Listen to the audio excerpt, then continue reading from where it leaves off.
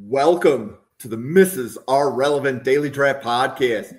Joined with Daniel and Hank, our normal Monday 7 o'clock crew. Special guest Dalton. Dalton, it's your first Draft Professor podcast. Welcome to the channel. Thanks for having me. Excited to be here. So, Hank, what's the good word from college football last weekend? That the Washington Huskies continue to dominate on offense, and Jonah Coleman put up 5 touchdowns. Demond Williams looked good on the ground. Just dominated known powerhouse UC Davis by 60 points in a fabulous win. And Daniel, what college football message do you think you caught from last weekend? Billy Napier, his office is probably taking something home every day, and a couple new things every day he's probably taking home from his office, just so it's lighter load for when that call, gets for when he has to meet the AD. But crazy week from Sawyer Robertson. He had a great week. Luke Altmaier had a great week. John Mateer took care of business as well. And Mississippi State definitely surprised me as well. It's a crazy week, man. Crazy. Cool. And Dalton, what are your thoughts on last week's college football games? Yeah, definitely a crazy week. We have in the year 2025 a Grammatica kicking game-winning field goals, which is interesting. I think it's Martine's son that hit that game winner for USF.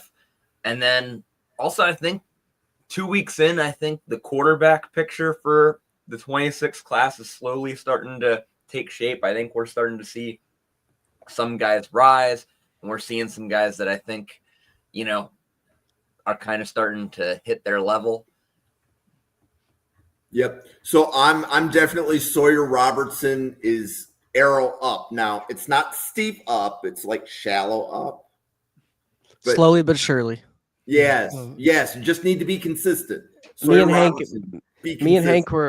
aren't the biggest Sawyer Robertson guys, coming in, but when you go back 400 yards back-to-back weeks, it's like, okay, I gotta at least take a deeper look. Yeah, that doesn't mean Sawyer Robertson is a perfect prospect or he's going number one overall. No. But he's playing consistently, which when you listen to what we were talking about with summer scouting, we want to see consistent play from the Josh Hoovers, the Sawyer Robertsons, and you could just start inserting more QBs there. Like I saw the Duke game, so the Duke-Illinois game, Darian Mensah. That I saw some things. I was like, oh, there might be something there. So, but we are here to talk about Ole Miss and Arkansas. Hank, what would be your immediate reaction to the draft eligible players in Ole Miss, Arkansas as a whole? I would say that there's not a whole lot of top end talent. I would say most of this is going to be looking at day 3, searching in the UDFA pile, the priority free agents, and that's where you're going to get your work for these 2 teams.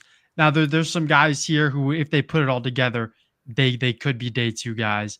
There's some guys here that if they put it together, I even think one of them could go round 1, but they're just not going to put it all together. But they have all the tools to put it together. But there's a lot of good depth pieces that are going to fit certain NFL systems that NFL teams are going to want in about whenever April comes around. So in about 7-8 months, there's talent here, but it's going to get just down to the scheme of an NFL team and what they're looking for. Daniel, how about you? What are your thoughts, your initial thoughts overall on the player pool for Arkansas Ole Miss? Yeah, pretty much what Hank says. I think echo those thoughts. I think there are some sleepers in this team, a couple of them. I mean, if you want to look at a guy like Corey Robinson, that's a guy that's kind of been growing on me. Do love his tape. But yeah, a lot of guys you're going to get late. High value guys that are going to come in that have some SEC run, but just right now we don't really have them at the top 100. They're just not a lot of guys right now. A lot of guys we're going to see Saturday, a lot of younger guys. So down the road though, we'll see. Yeah. So Dalton, I'll let you kick this off. Who was out of all the players that you watched from the list that we were able to come up with in the game, who was the best draft prospect that you saw? I think for me, it's definitely Suntarine Perkins. I think right now he's got the most potential to be a star at the next level. The only issue is, of course, the size. I mean, he's now up to 6'2", 220. Last year he was listed at 6'1", 210. But even at his current size, the issue is there's just not a lot of guys on NFL front sevens at his size. And Ole Miss is still trying to play him as like an edge a fair amount when like he might be able to be an undersized off-ball linebacker, maybe. And that's the tricky thing with him. But I mean, you watch the tape. I mean, he at the college level, he's somehow making rushing the quarterback work. I mean, he converts speed to power incredibly well. He doesn't look his size. He looks like he plays 240. But at the NFL, I just don't know if it's going to be able to work as well as it is right now. So, Hank, which undersized player is a better prospect, Santana Hopper or Suntarine Perkins? Santana Hopper by far. I don't think that's close. He was fine. I'm going to shout out my guy. He was fine against South Alabama. A little bit rough towards the end, but he had like 2 pressures and a fumble recovery in like the first 10 minutes. So I thought he was going to have a statement game, this all-known game, but he kind of cooled off. But I can touch on Perkins here. I thought the problem with giving him a draft projection is the size. Like, it's really just such an outlier. He's such a fun college player, and he knows what he's doing at the college level. But when he gets to the NFL, he just can't be an edge rusher. He just can't. He's too small. He uses his arms really well. Like, I think he's speed to power. He has good bend, but he's 6'1", 210, 6'2", 220, whatever he weighs in at the combine, or whatever NFL teams get the official measurements, it's not going to be big enough to play an NFL edge rusher. So at the next level, he's like a QB spy stunt man that's probably going to play special teams a lot.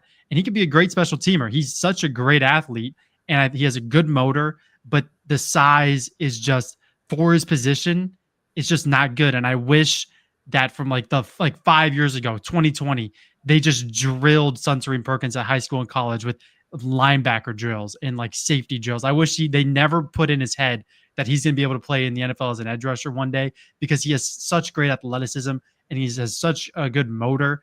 But the problem is the size for an edge rusher just won't stick in the NFL. Yeah, he was a DB in high school. I don't know why they thought he should go play edge in college. I have no idea. It's not the right choice, but Ole Miss is going to do what they want to do. Yeah. So, Daniel, where are you on the whole Suntarine Perkins undersized edge spectrum? Yeah, like you said, DB in high school, so that's what kind of makes sense for him being a little bit above average at being a cover guy, at being an edge rusher. But the size, man, it's big. You're facing some arguably the freakish athletes, an offensive tackle in the NFL. I mean, it doesn't get more freakish athlete than that, and you got to be one to beat one. So he's just not that. Like you said, great college player, 10.5 sacks last year. He's over the 100 tackle, mark there as his career. So like you said, just a great college player, just going to be an effort guy at the next level if he can crack the 53, and we'll see. Kind of be maybe a gimmicky guy, but you never know when a special teams guy or somebody filling in for an injured guy makes a big play, and we see that happen. So I don't have him too high though. Yeah. I really question, like, if he lines up against like Trent Williams, who was he's already had shoulder surgery too. So yeah, it's just like, it's not going to work. It just can't work. I would love to see him play a Harold Perkins role, more of a Harold Perkins role, because even though that's not really a thing in the NFL, that's like going to stick on many teams.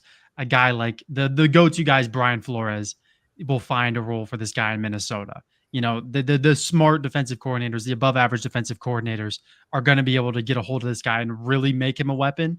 But at the end of the day, his tools, the tools he has are so focused on like one thing, and that's his athleticism and his ability to be a QB spy. So some team is going to have to fall in love with that in order to take him before like round 5. Agreed. So you brought up Harold Perkins, Hank, and while they're not the same, like they're both undersized. Harold Perkins, Suntarine Perkins, both undersized. They don't really play the same position, but it feels like it's the same conversation. Yeah, because at the end of the day, Perkins Perkins' role is what Perkins is Perkins. Everyone's Perkins. I hate it. Suntory and Perkins should be playing what Harold Perkins is doing right now. But I just think that at the end of the day, they're both undersized for what they're trying to do. I wish that they both just played strong safety for like the entire college career. Like it just never made sense to make them anything else. But of course, in the college level, teams are going to want other things. Different stuff is going to be able to fly because the skill ceiling is lower. So I think that at the end of the day, teams just get this freakish athlete and they're just like, you know what? If you can get the jump on an offensive tackle and you can bend around that edge and you get 10 sacks a year, that's the most help for us right now. We're not worried about what you're going to do on Sundays in 3 years, but if you can be that edge rusher guy for us right now, that's what Ole Miss needs. So I think that at the end of the day, Suntory Perkins should play that star role, but he's just not asked to do it at Ole Miss. So Dalton, who's your next highest player in the Ole Miss-Arkansas? So ironically, it's the guy that Perkins playing the buck position is kind of keeping from getting more playing time right now. I think my next highest guy is Princewill Umanmielen, who I really like his length right now. I think he could be a really good edge rusher. I just think he was criminally misused at Nebraska. He's not really an off-ball linebacker. He's a guy that I think if he puts on a little more weight, he could be a really solid NFL edge.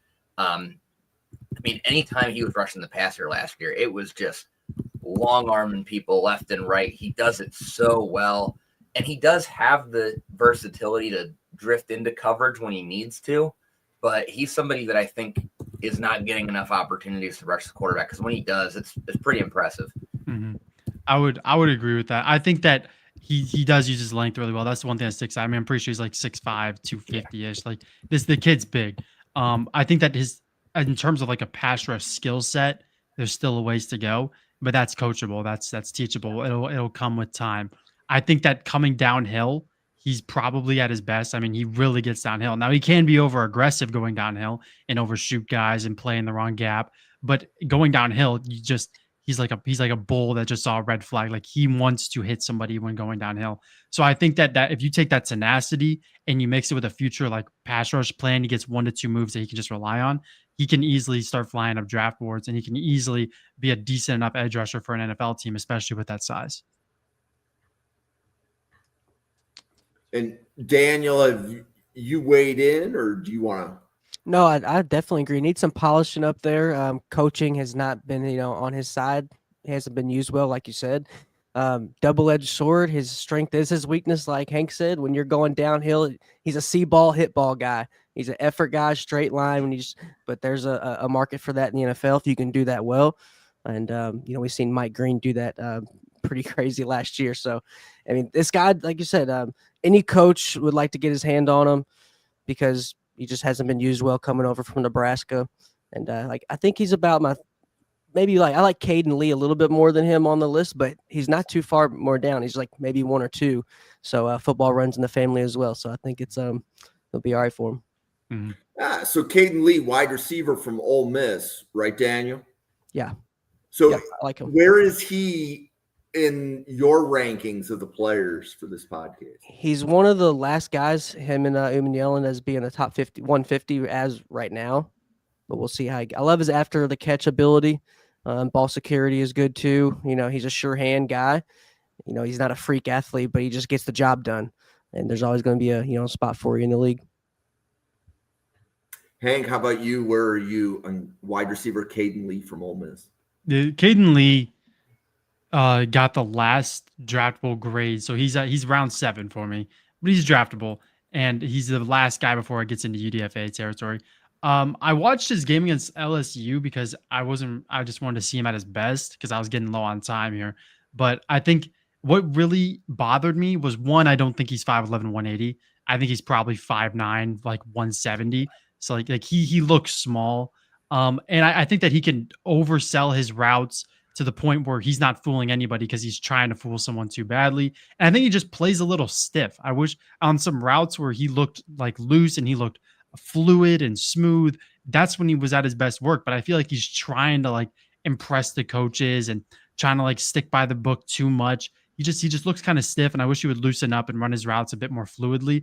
But other than that, I mean, the thing that's legit with Cayden Lee are his hands. He's had 0 drops in his college career. Super reliable guy. Body control is great for his size, and I think there's definitely a spot in the NFL for that. But as of now, that's really all he has for me. Is just really good hands. But some team will like that. Dalton, how about you on Cayden Lee? I'm a little higher on Lee. I'm having like early day 3 right now, 4th, 5th round. But you know, depending on how he measures, that could have an impact on it. And I think the other thing that's tricky with both him and his teammate Dejon Stribling is for both of them, what I really want to see is how you can't really see in Lane Kiffin's offense is how well they create separation, because Lane Kiffin's just going to make it for them. And the way he designs routes, he's so good at, you know, creating separation with his scheme. But the problem is that's like one of the big things that we kind of need to see with these two guys is their route running really going to, how good is their route running really? That is it going to create them the separation that they're not going to get because, well, one, they don't have the size to be great contested catch guys in the NFL. And 2, neither of them are true burners. Like they have solid speed, but they're not just going to run by people. So they have to be able to create separation with their route running. And it's just hard to see it in this offense. Mm-hmm. Yeah, and I mean, I'm definitely higher on Stribling for sure. I mean, he was at Oklahoma State last year, and Oklahoma State just continues to be just an absolute dumpster fire. I feel great for him that he left. I mean, Gundy's going to drive that thing into the ground, but I do think that the flashes he showed at Oklahoma State, though, in what was a terrible situation with some of the worst QB play you could find in a Power 4 conference, was really impressive. The one thing I want to see with him, though, is a more solidified position. I feel like he could play the XZ, the slot. He could play whatever. I'd like for him to finally get a position and really stick there and really try to perfect it as best he can. I know there's some added, draftable traits when you have positional versatility, but also he never really had a position. So I want him to be like a master at one, and then he can slide into others if an injury happens. But I do think that Stribling right now for me is early day 3, and I think he'll be a fine NFL player. Daniel, where are you on Stribling versus Lee? Who do you have higher? I do have Lee a little higher, but I do think some teams are going to absolutely love to get their hands on Stribling. Big body, 6'2". He's got like 2,200 career yards, 17 touchdowns. So, I do have him a little bit lower just because the speed, right? That's the biggest thing we're missing from both of these teams when we watch the film is just elite speed. And but that's okay. You can still have room for you in the league. And I do like him as a big body, but like Hank said, he kind of hit the nail on the head. We want to see him carve out a position for himself and see which one he's going to stick with. I don't really see him being a slot guy, in the league. So I think him trying to turn this guy as closest that we can to Mike Evans. So we'll see. Yeah. As close as you can to get to that guy, man. So, Hank, who is you? Have we already covered your highest graded player? No, we haven't. In this game. So who's highest in this game for you? I gotta see because it's between 2 guys. My highest graded player is gonna be Taylen Green, the quarterback from Arkansas. Barely beating out Xavian Hasz. I think that Taylen Green is probably the most aggravating player in this entire draft class, just because you have a guy who's 6'6", 235 with a rocket arm, NFL size, nice touch, great accuracy, but he just doesn't play with the brain he was given when he was born. He makes so many bad errors, and it's just so annoying because in another universe, in another lifetime, this is Justin Herbert. Like if he played up to the standard that he could, this is just Justin Herbert again. But he just makes some terrible decisions. He doesn't throw the ball away. So he runs the read option, but he kind of doesn't know how to run the read option. He stops the running back's momentum completely sometimes. And because he's 6'6", 235, I think he has the longest release I've ever seen from a quarterback. It takes him a while to get the ball off, and it really messes with his timing on routes. But if you talk about a guy with just traits and arm talent and accuracy, and if he puts it all together, he could be a first-round guy, but he just isn't going to because he's a redshirt senior. We know what Taylen Green is. But in another universe, this is just Justin Herbert all over again. And I wish he was Justin Herbert because it really bothered me watching his tape. I really wanted him to be good. but he's just not there yet. And I don't think we're ever going to see that top level performance. So where is the rest of the panel on quarterback Taylen Green from Arkansas?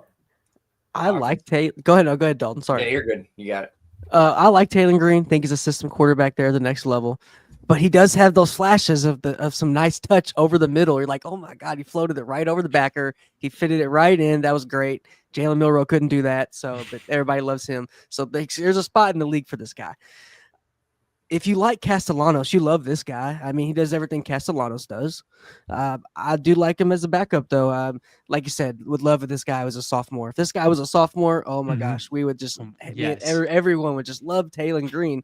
He's in the Petrino offense. Say what you want about Petrino, but he does always have a quarterback-friendly offense. Ever since the Brian Brom days. So I like him. We just wish he was younger. He'll find a way in the league. If Jack Plummer can get in the league, he'll get in the league. There's but he's mobile and like you say, has those flashes through 2 bad picks last week. One I don't think was his fault. I think the receiver kind of gave up on it, didn't sell out for it. But then he has those bonehead plays that you're like Hank said, brainless plays and.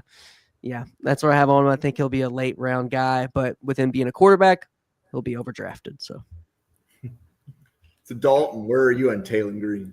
So I was hoping he'd be like a day 2 guy going into this year, though. But I mean, I know it's early in the season, but he's already thrown 4 picks and they've played nobody. That's just terrifying. Like the one thing I want to see him clean up is decision making, and it seems like it hasn't gotten any better, and I'm worried, kind of like what Hank said, this is just who he is at this point, and it's just not going to get any better, and it's a shame because the talent is just ridiculous. Like, if he put together, and I mean, it's still early enough, like, if he were to put together a really solid year this year, and just manage the game well, Arkansas wins 7 games and has decent showing in the SEC. I mean, I was thinking heading into the season that he could have that like Anthony Richardson level rise where it's just like, oh, this guy, yeah, he's a freak athlete and he plays quarterback, so we're going to draft him high. But I just don't think it's going to really come together. One, because I think teams have been burned by those types of guys so many times lately.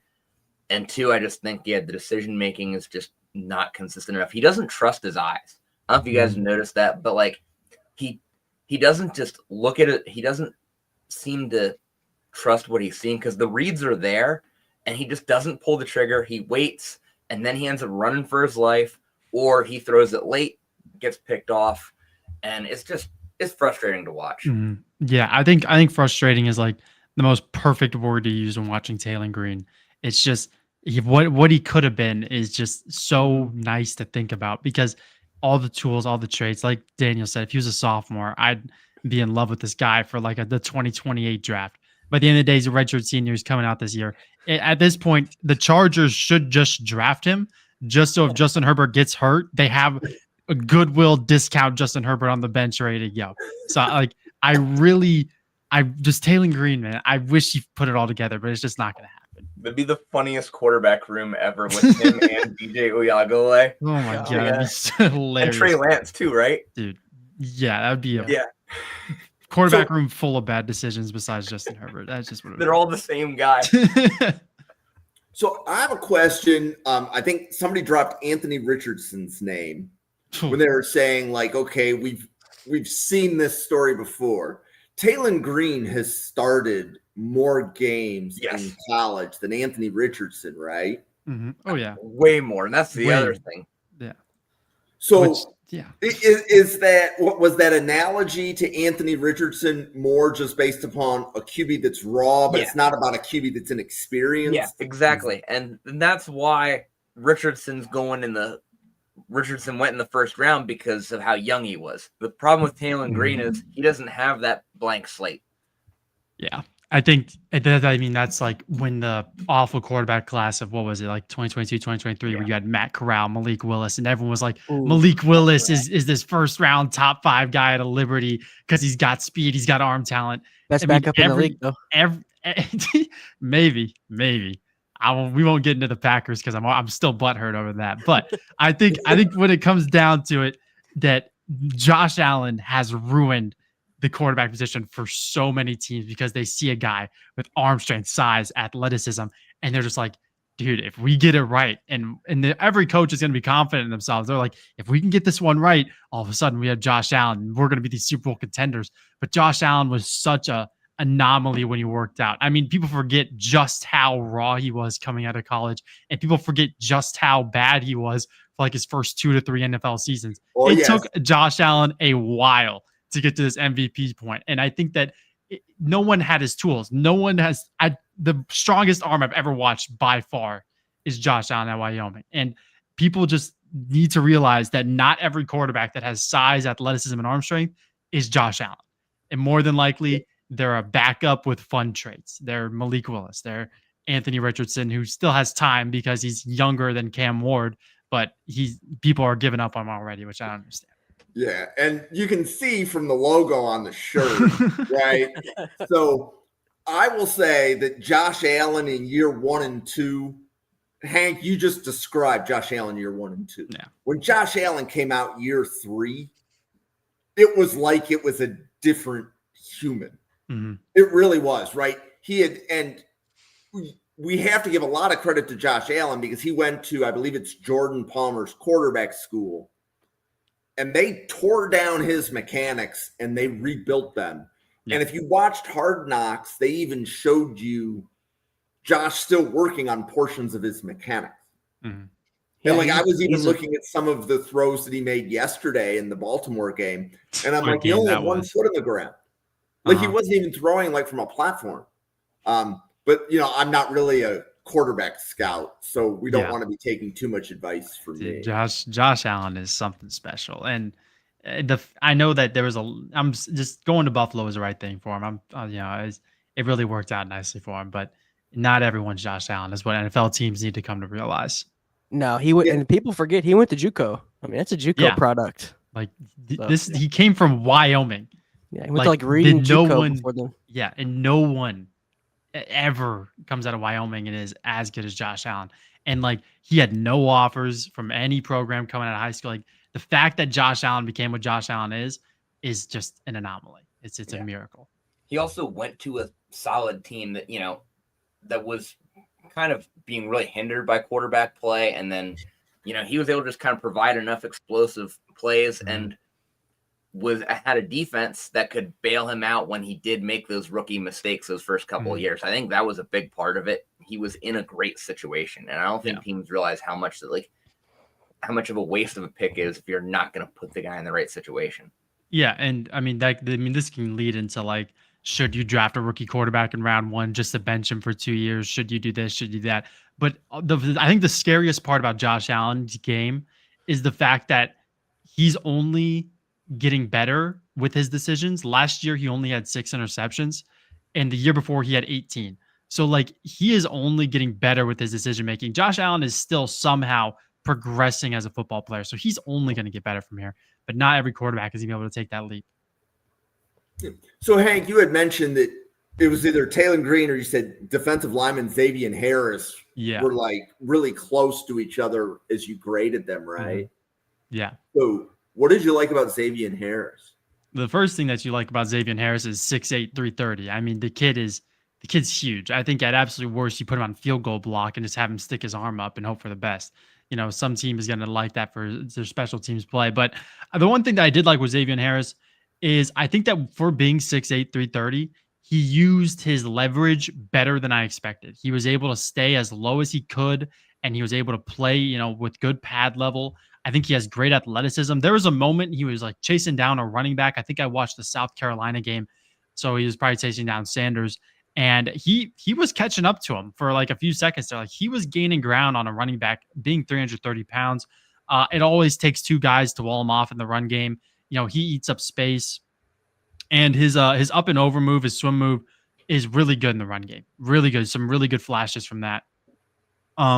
But there's just some like technical things that needs to be refined. Like sometimes to disengage from blocks at the line of scrimmage, he'll like step backwards and like get out of the play but in reality, if you're 6'8", 330, why are you not in the middle eating up space? Like he just stick there. And you know what? If you don't make the tackle, at least you shut down your gap, because he needs to understand that his assignment is more important than making the play. And I think that other than that, just the pass rush ability is a long ways to go. But this guy isn't some, defensive tackle that's going to generate pressures. When you're 6'8", 330, you're a space eater, you're a nose tackle, you know your assignment. And I think that Xavian Harris would be a nice tool for NFL teams on Sundays. And is he graded day 3 or day 2 for you? He is round 4, so very early day 3. Daniel, where are you on Xavian Harris? I'm right there at day 3, maybe a little bit lower. I like Deshaun Womack a little bit more, just a little bit more. But we'll see how that plays out. Already got 2 sacks on the year, so I mean he's already getting after it. He's probably going to fill up the stat sheet. If you can do that at 6'7", somebody's going to take a shot on you. So I think he's got a future spot in the league, but he's probably one of my last guys draftable on Ole Miss.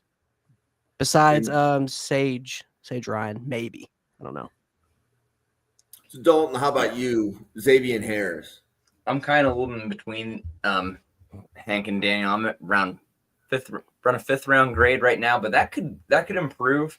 One of the things I did really like that I saw out of the Kentucky game is that his snap count seems to be up. He's playing a little bit more, which that was one of my big red flags on him, was just how little he was playing previously. And I just worry about the stamina to be an every down guy, or at least, playing at least first and second down consistently at the NFL level. But I mean, there's a lot to like. Tons of power. And he moves pretty well laterally too for his size, and he can be a run stuffer and push the pocket. I think my big worry is, though, he is at the next level going to be more of a run stuffing guy. And for that to work for him at the next level is he's got to get his pad level down a little bit. He does play a little upright, which part of it's just because he's 6'7". It just kind of naturally happens when you're that big. But if he can get his pad level down a little bit, I think that can really help him be a more true run stuffing defensive tackle that can also give you a little bit of a push in the pass rush. Yeah, and I mean, 57 snaps in SEC competition against Kentucky is no joke, especially for his size. And he's off to a nice start this year. He already has 2 sacks in 2 games. Now they played Georgia State week 1, but he got a sack against Kentucky. He's generating a bit more pressure. So he's taken some positive steps, but there's still a ways to go with a lot of his skill set. Okay. And anybody else want to weigh in on Xavian Harris, or ready to talk about somebody else? Move on, I think. Okay. So, Daniel, you had mentioned, I think backstage before we got on, that you like Corey Robinson, the offensive tackle from Arkansas. How much do you like Corey Robinson? I love him. He's mean. He's everything you want in the offensive lineman. Came over from Georgia Tech. He's a big reason. They had a great season. Played in all 12 games. Only started in 7. But he's a big body, man. In great shape for his size. I got him. But I don't really have any measurables on him. That's why I was wondering if anybody had any actual measurables on him that were confirmed. But I have him just as what a sleeper. Great violent finisher. Gets out in space real well. Keeps his head on a swivel. Does screen blocking very well, which is just hard to come by at that size. Great hand placement sometimes. It's the only thing that really needs a little work. But I think that's when you get the bigger defenders in the NFL, sometimes that works out. You just get a bigger frame to work with, and sometimes that the hand placement fixes itself. But biggest prospect out here besides Taylen Green. I think he's going to be a heck of a steal.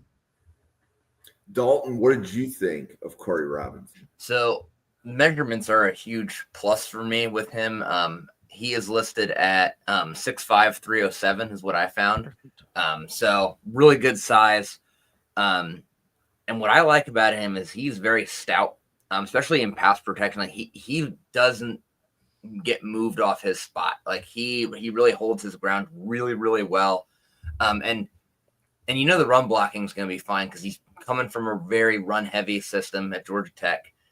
It's not the Georgia Tech of old where they're running the triple option, but it's still run heavy. And I think those are kind of the big positives for me with him. Now he's still kind of mid 3rd round. Or mid day 3, so like 6th round grade.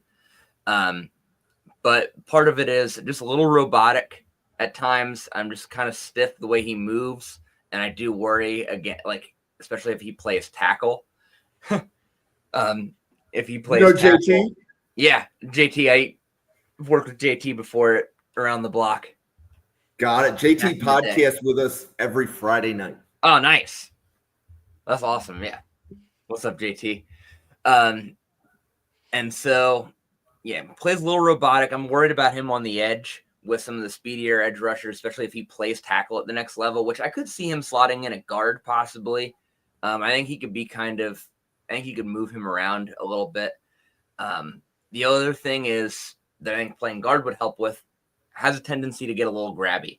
And so I think if he moved inside, I don't think that would be much of a concern. But there's a lot of times where he's really getting a fistful of jersey.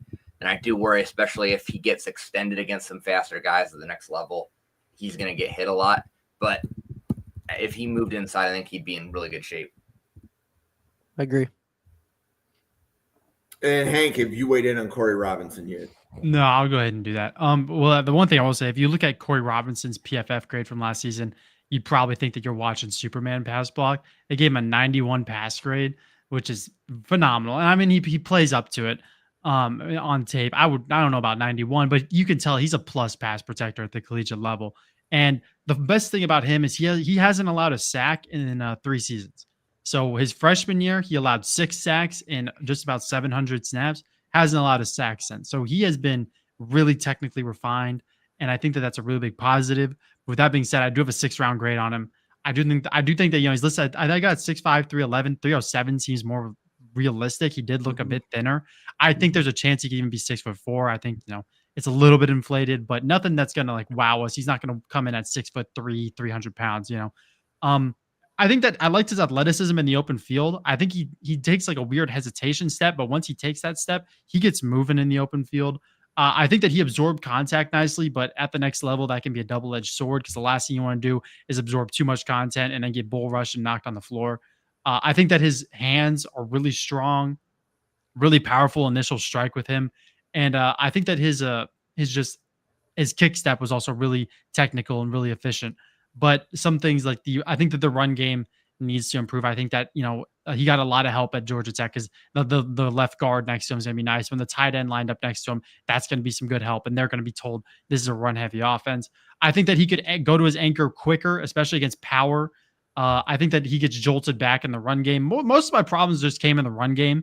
And I know that I only watched about 2 games on him, but I did want to see him finish more blocks. I just really just take the guy and drive him into the dirt. Like he plays mean, but finish the block, get the guy in the dirt, make a statement, get in his head, let him know that you're better than him. And then just start the psychological warfare. But I do like him as a later guy.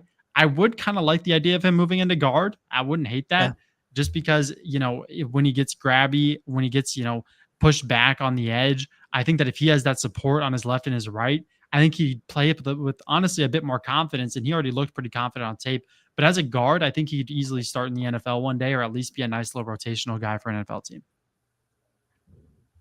Okay, so we've gone all the way around to Corey Robinson, right? Yeah. So, Dalton, who else from the player list sticks out to you as, hey, that could be a guy? So, kind of hit my top guys. We've been talking offensive line. We can talk about his teammate that does have that nastiness at guard, Fernando Carmona. He's interesting, to say the least. I really like the idea of him. I think that's kind of why he's getting some draft talk. It's this nasty play style, and he's got the athleticism of a converted tight end. The idea, I think, of him being like a pulling guard at the next level is very, very interesting, on paper. But then you watch the tape. I mean, last year he played some tackle, which he should never play tackle. Just way too many whiffs. He's just so raw. Inside's going to be interesting, but then the problem is with a developmental guy like that clip last year of him slowly and deliberately trying to break that guy's ankle when he steps on his leg. I mean, more than likely, he's probably completely off several teams' boards at this point just because of that. You like your offensive lineman to have a nasty streak, but there's got to be some control. There's also some stuff apparently has been going on in practices too that isn't great. By kind of along that same streak, apparently. But man, like the potential there. I mean, 6'5", 325, and can run. I mean, he can move really, really well for an offensive lineman. It could be really interesting. He's a project, but I mean, if the right team gets a hold of him, 5 years down the road, he could be like a really high level starter for somebody. Hank. Yeah, I do like the idea of what Fernando could be, but with that being said, like he just has an attitude problem, and it shows no signs of getting better. I read about a little bit of the stuff that's happening in practice, and of course, everyone's gonna look at the clip of him, trying to break the guy's leg or ankle or whatever he was trying to do.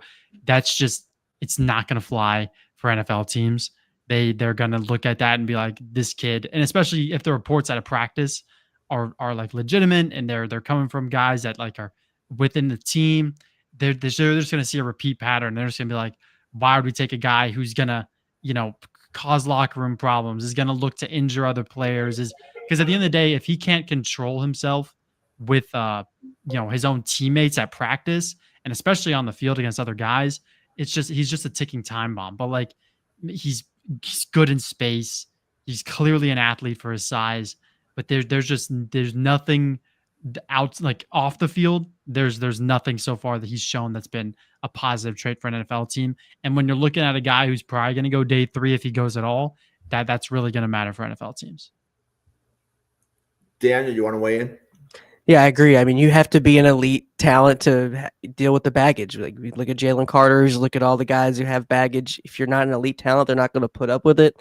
If you're trying to hurt your own teammates, guys wearing your own jersey, then, that's just not going to usually translate well. And, teams are going to back off. We have a deep offensive lineman class coming in.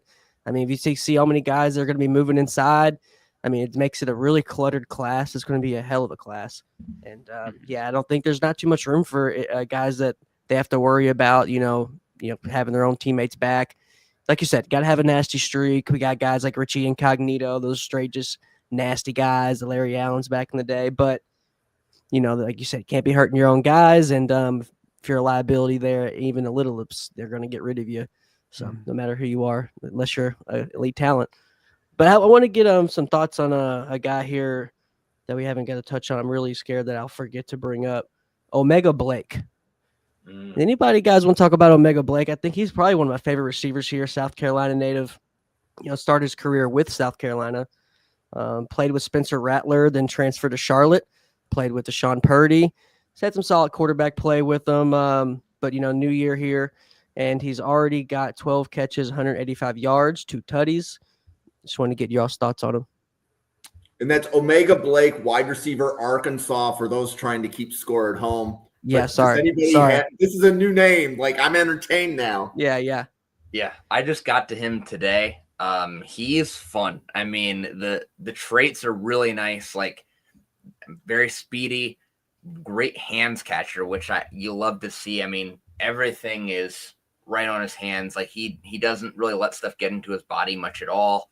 The acceleration is really good as well. That's kind of the thing. I mean, the high end speed, it's hard to tell with the competition that he's played, how much of a burner he's going to be, but the quickness and the acceleration and how quickly he gets to that top speed is really impressive.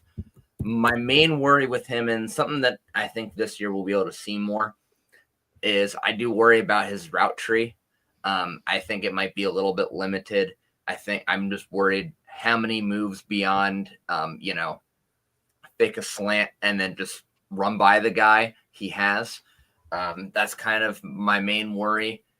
But I mean, the traits with wide receivers, traits, in my opinion, are the biggest thing. If you have the physical traits, you can kind of work with that. But it'll be interesting to see this year. The only other thing is production. 32 catches is his highest catch season now. Went for over 700 yards last year. But again, not a ton of catches for the competition he was playing. So I'm curious to see what it looks like this year. I think he's one that has a ton of potential. Yeah, I think potential sums up Omega Blake. First of all pro level name.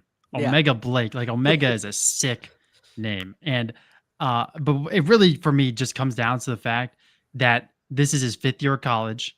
I think he could probably get the committee to get him one more because I think his first 2 years at South Carolina was like a red shirt and he just like barely played. And with the way that the committee leans, he could probably get another year. So, I mean, no matter what, he's going to be an older prospect.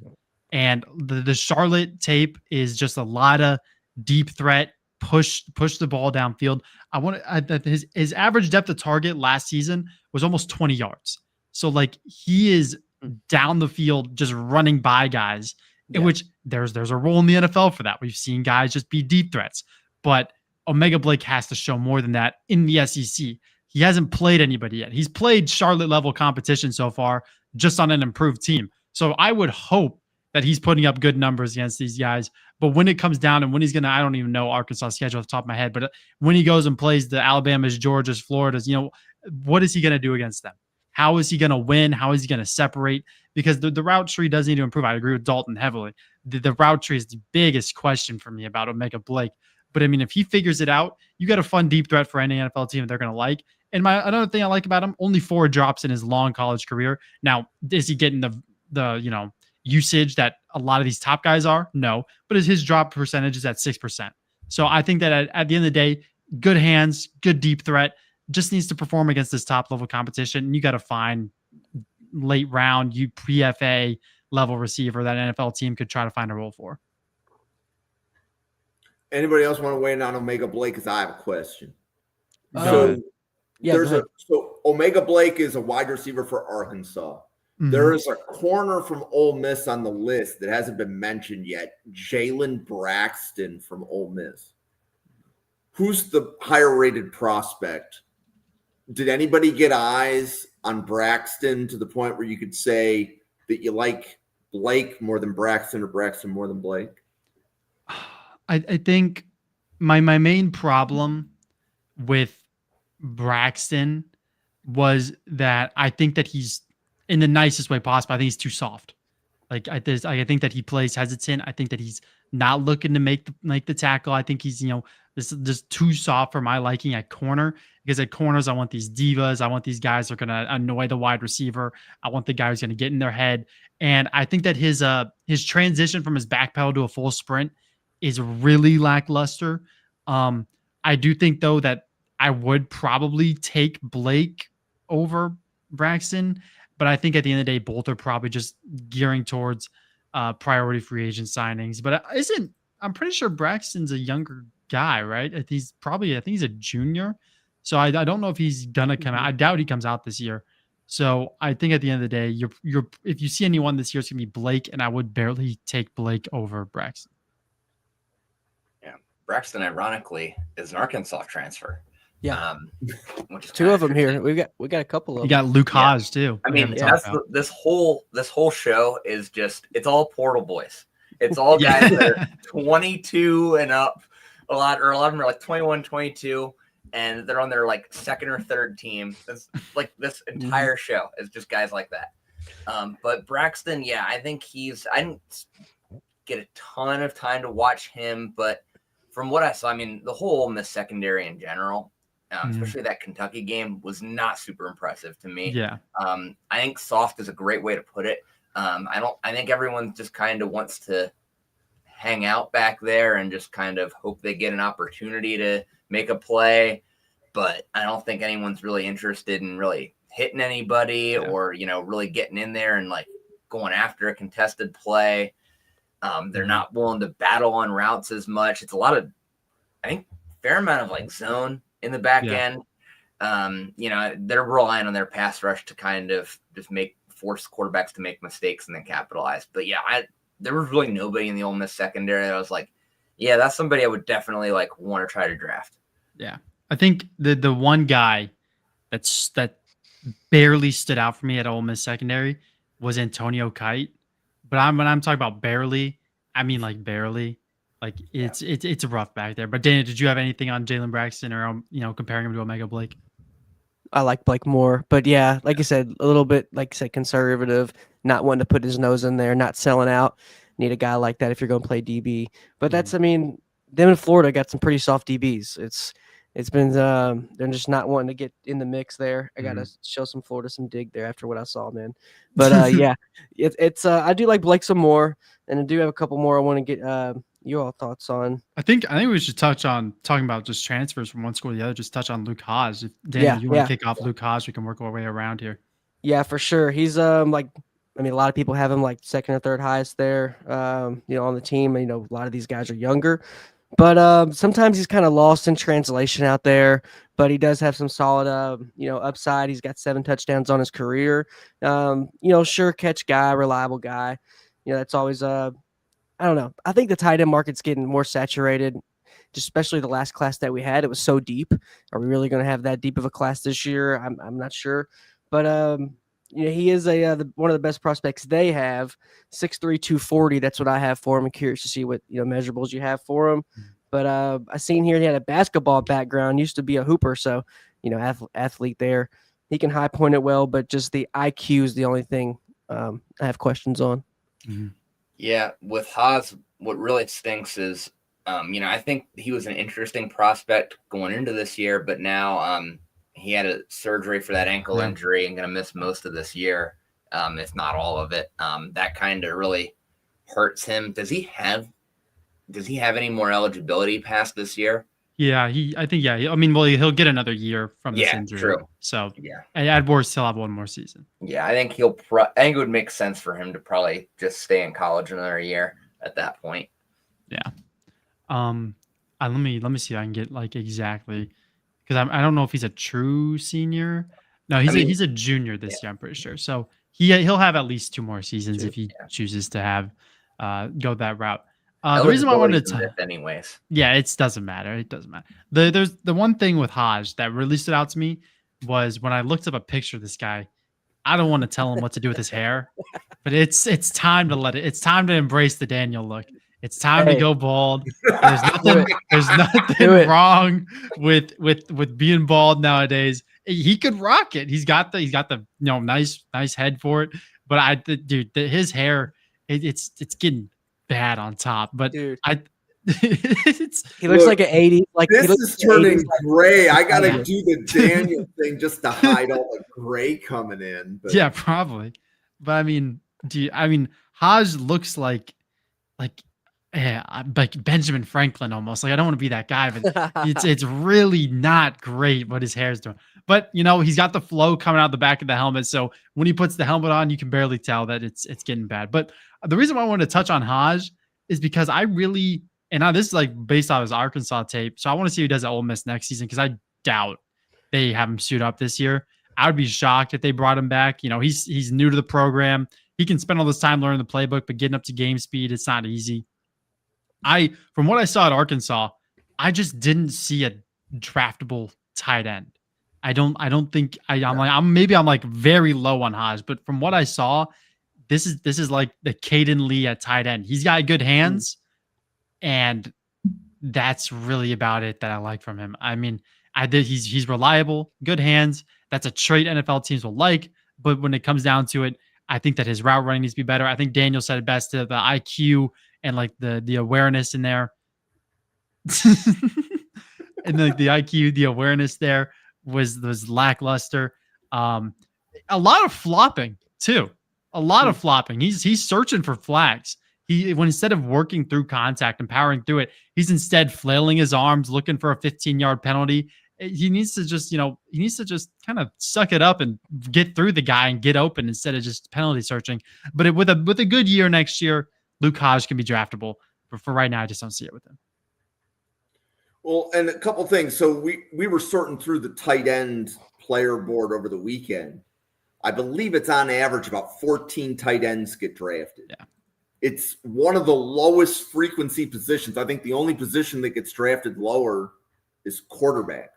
Mm-hmm. I don't think 14 quarterbacks go. And I would be shocked. I'd be shocked if more than 10 get drafted this year. Like it's it's a really lackluster class. Yep. And then if you listen to Max Toscano, he will tell you that if you're a tight end, you need to be an inline blocker. Because if you're a tight end that doesn't block, you're really a slot wide receiver, and you should be compared to the players on the wide receiver board, not the tight end board. So if you're a plus receiving tight end, like a Sadiq out of Oregon, that's okay. But if you're like a Caden Prescorn, I believe, was with tight end with Ole Miss last year. He was a reasonably good pass catcher for Ole Miss, but he still didn't get drafted. Yeah. Right. Yeah. To the point of he's not an inline blocker. And if you're just going to be a pass catching tight end, we'd rather have we'll get more production out of a slot wide receiver than we will out of a tight end that just catches. The Dalton Kincaid syndrome. Yeah. Yeah. I think it's just more coming down to the fact that they just don't care to block anymore. Blocking isn't going to pay the NIL money. Blocking isn't going to pay them the big bucks. It's like in baseball, you could get a single 2 times in a game, go 2 for 4, bat 330. But at the end of the day, the guy who hits 50 home runs is going to get the $500 million contract. So I think it really just comes down to the fact that 1, the guys just don't really care for it. 2, I think they'd rather just catch the ball. Like a guy like RJ Maryland this year, I'd say is like the best example of a guy he literally is listed as slot wide receiver on the depth chart. He is no longer even considered a tight end by SMU. But I mean, Luke Hasz plays in line, but he doesn't have the blocking to play in line. It's just, there's only a few guys, 2 or 3 that you could really see as inline blockers in the coming seasons. I think a lot of them are just not getting taught. They're not getting taught blocking. When you go to, it's hard to get reps at blocking at 7-on-7. You can't do that. They're all just catching passes. So I think it's just really a lot of the development, a lot of the offense they're running. They're just not asking to block. And if they do have the block, they're facing some kid that's so much littler than them. They don't have to do too much. A lot of the great tight ends are converted wide receivers, so they're not coming into college as tight ends blocking at all. And I just think for a great tight end, you just have to develop that blocking, I think. Just a lot of guys aren't just getting taught blocking these days. But Cincinnati Muller's got 2 D1 tight ends, so shout out to them. What's ironic about that shift with the position lately is that right now the NFL, if anything, is starting to covet more of those inline tight ends. You're seeing a lot more 12 personnel now that the pass happy craze of the 2010s kind of got caught up to by the shift to the shell coverages that we're seeing everywhere now. And so now in response, offenses are starting to get into more of a heavier personnel and look at the Raiders a lot more. Yep. Look what the Raiders are going to be doing, exactly. With Hunter Henry and Mayer. I mean, Brock Bowers. Yep. Oh, sorry, my bad. Bowers and Mayer. I always get them messed up. They just played the Patriots. It's fine. It's not dude. Yeah. Well, and one other thing we should also point out with tight ends is that this isn't a fantasy football podcast. This is a pro football prospect podcast. So the best blocking tight end in the last draft class was Jackson Hall, right? Generally speaking, right?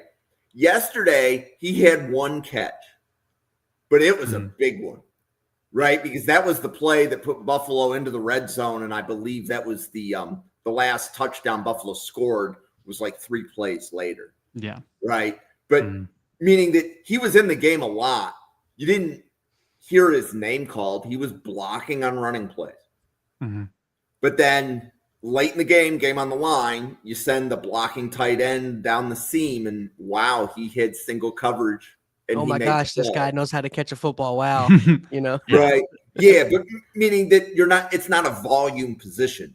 But when your number's called, you have the right matchup. You have to exploit it, unless your name is Brock Bowers. Right? Brock Bowers gets volume, but most tight ends in the NFL don't get a volume of targets.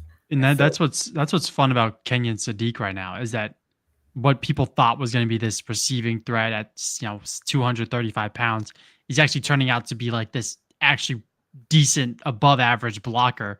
So like he might honestly turn in to I think right now he's a first round guy. I think he could solidify as like a top 20 guy because the blocking looks legit. He's driving guys back. He's driving guys in the dirt. And it looks like he wants to block. And that's what tight ends have to do. Like, you got to understand, if you're going to be a tight end, then one, you just can't fit at receiver because you're probably just not athletic enough, but you're too big, or I guess just too big. That's the only thing that comes to mind. Tim It's like Tebow. the power forward, power forward position in basketball. Like, you're too small to be a center, but you're too big to be a small forward. So when it comes down to Sadiq making this jump as a blocker, teams are going to look at this in this class specifically, and they're going to be like, okay, Kenyon Sadiq can catch the ball. He's fast. He's athletic. He's young. He's shown flashes of blocking now. Teams are really going to start valuing this in this draft because there's not a lot of blockers. Yeah. And just Hank is teasing the Thursday 7 p.m. podcast because that's going to be the Oregon Northwestern game where you will hear way more about Kenyon Sadiq. Yeah. We've been going here for a little bit. Why don't we pause for some commercials? Dalton, we're having a good time. Thanks for joining us. Yeah. Do you want to let everybody that's watching know who you are, the Raiders content you make, the draft content you make, and everything else that you do? Yeah, so I do some writing for the Raider Ramble, where I mostly cover the Raiders, week-to-week stuff. Plus, I do a lot of general AFC West content, as well as some draft content for the Ramble. And then I also do some podcasting over at Degenerate Sports Network. We have a channel on YouTube and Twitter. We stream a gambling show on Wednesdays at 9:30 with some sports betting picks, especially this time of year. Do a lot of football stuff, obviously.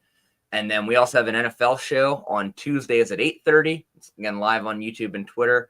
The weekly NFL show, once we hit January, that will then turn into our draft show, Degenerate Draft Dudes, where we'll get into focusing on prospects. Awesome. Daniel. Yeah, Home Squad Sports here, and 1/3 of Home Squad Sports with my buddy Dalton, which you'll catch at 9 with Hank. Going over some game previews. We cover college football week to week, do top 6 matchups, player of the weeks, and we cover a lot of high school recruiting. So we help a lot of guys get on the map with recruiting, a lot of guys with quarterbacks, go to Elite 11 camps, and a lot of other just high school games, and help guys get their name out there with this crazy NIL world that we're living in. So we go live on Mondays, and we go live on Wednesdays as well. And then you can catch us obviously here every Monday as well. So that's about it. So you do 2 podcasts every Monday? Yeah, we go live on Monday. Sometimes we record on Sunday and we'll put it out Monday, but we'll go live if we can't fit it in on Sunday. So it just depends how that works out. So yeah, it's been crazy. We'd like to get it out there, get it out early on Monday, and then it really helps out with these game previews because we're going to be previewing a couple of these games later in the week on Wednesday night. Hank. Yeah. Hank Knows Ball on Twitter, Substack. And yeah, that's it. If you want more draft stuff, just follow me there. Well, welcome to the Draft Professor. If you haven't caught one of our podcasts before, we're here every day. We couldn't do this without Daniel and Hank showing up once a week.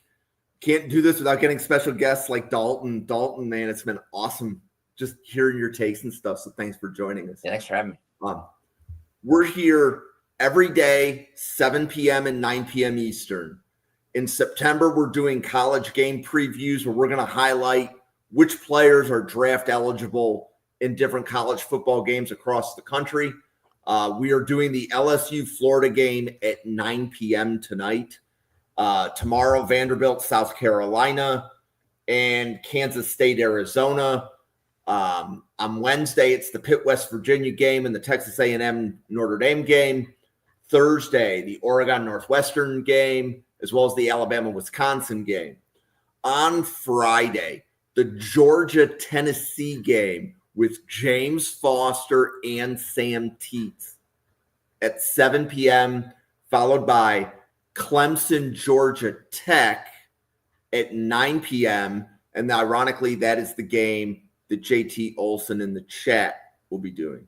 So just wanted to give a shout out to all of those people. We also do a draft game day show in the middle of the day on Saturday. So sometime in the middle of the day, we tend to move it around a little bit.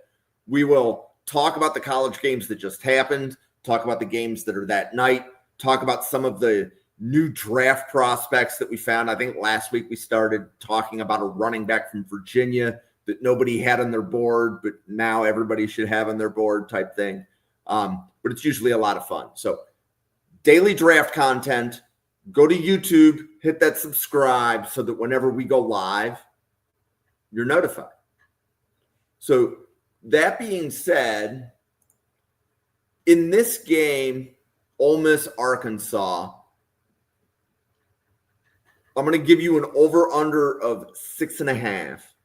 Daniel, more or less than 6.5 players in this game get drafted? Total, both teams? Correct. Oh yeah, I'll take Wright. Oh, 6. That's a good number. I'll take man. All right, should be maybe a hedger for Vegas. All right, I would say, give me over. They're always gonna go SEC, man. Yeah. Dalton, what do you think? Over under 6.5? Yeah, I'll go over. Hank, how about you? Man. Let's see. This is that Daniel. That's a good number. Thank you. Like, I was listening to you guys and how you graded the players, and Yeah. I came up with that from listening to you guys. I'm gonna go under. I'm feeling the under, Yep. but I'm always pessimistic when it comes to this. I don't think I've taken it over yet when it comes to your predictions. Yep. So for the Ole Miss-Arkansas game, when I was listening to you guys, I heard Princewill, Umanmielen, Deshaun Stribling, Xavian Sorey. Did I already say Stribling? I think I did. Mm-hmm. And then Corey Robinson, Mm-hmm. Xavian Harris. Mm-hmm. So like that was 5 Okay. right there. So like those were the 5 that I was confident in. And then somewhere in there's a Cayden Lee. There could be a Fernando Carmona. I don't know if I said Taylen Green already. Yeah, he'll get picked. Cameron Ball. Did any of you guys have a draftable grade on him? I didn't even watch him. I couldn't No. watch. I didn't watch either of the interior guys because What? Sorry. Sorry. I was thinking what y'all had on Stephen Dix and the other linebacker. Was it? I think his name was Sorey. Sorey. Yeah, we Xavian talked about Sorey. Sorey. Yeah, no, those two guys. He's team captain. Yeah. I'm the worst at getting lost on my own list. But yeah, Xavian Sorey, I had a draftable grade on him as well. I think he's a dog, ball hawk. I think he'll definitely get drafted. Yeah. See, I think the problem with linebackers is we can like look at a lot of games and find linebackers we like, and then we realize about 22 to 25 linebackers get drafted, and a vast majority of those are rounds 5, 6, and 7, which you might be able to throw darts with more accuracy than you can predict a round 6 draft pick. Yeah. That sums it Yep. up. But yeah, that's all I got. The only other thing I'd want to know is just simple game prediction. I think that's all I got. So, something we're covering Ole Miss-Arkansas. I don't even know where the game is being played. It's in Ole Miss. Austin right? Simmons is going to be out, right? That's what I was He's thinking hurt. of. There looks like they might go Chambliss at quarterback, FCS transfer. He was just, more of a mobile guy, just run it. And I don't know if they're going to air it out with him, but we'll see what happens. Simmons was limping around through 4 picks already in the year, 2 picks in the first quarter. So I don't even know if they really want him out there if he's not 150%. They need him at 150%. Really surprising with that. Lane Kiffin's got a lot of faith in that guy. He's like 19 years old. He's already graduated. Yeah. So I'll go Arkansas. You go Arkansas? Randall's one of my guys. Arkansas is his team. I want to prevent any negative energy that Randall would give me if I didn't choose Arkansas. I like Daniel, Arkansas. you got Arkansas? Yeah, I like Arkansas. We might see Taylen Green put a couple on his highlight tape this week. Maybe. Dalton, what do you think? I'm interested. I think it's going to be I'm going to go like 24-23 Ole Miss. I think my issue is that I'm worried that I don't think Arkansas can block Ole Miss's front 7. And my worry is that it's going to be I think it's going to be an ugly game in general, like even uglier than that Ole Miss Kentucky game. I think this is going to be even worse. A lot of turnovers and then a lot of random big plays. Yeah. Is going to kind of be what I think happens. And, I think Taylen Green's definitely capable of those. I think we're going to find out a lot about Arkansas's offensive line this week. Mm-hmm. Yeah. I think, well, I mean, the most recent odds were Ole Miss -8.5 and -320 on the money line, over under 62.5 points, which I would pretty confidently take the under on that, I feel like. But when it comes down to it, Ole Miss is playing at home and Arkansas is not that good, and Ole Miss hasn't really shown that much either. I think I'm going to go Ole Miss, but if Taylen Green shows up and plays well, Arkansas could win this game by more than 2 scores, I think. It's really just going to depend on what you get out of Taylen Green, and it's going to depend on the turnout for the Ole Miss crowd. Because, I mean, if Austin Simmons isn't able to play, I assume he'll play just because I think even if he's told not to, I think he's going to be worried about his starting job after the rough start he's had. So I think when it comes down to it, I think at home with the crowd, Ole Miss is still a top 25 team, whether you believe it or not. And when it comes down to it, I'm going to take the home team. I'm going to go Ole Miss in like a terrible 17-15, like random safety thrown in there. Just awful game. That's what I'm going to do. Cool.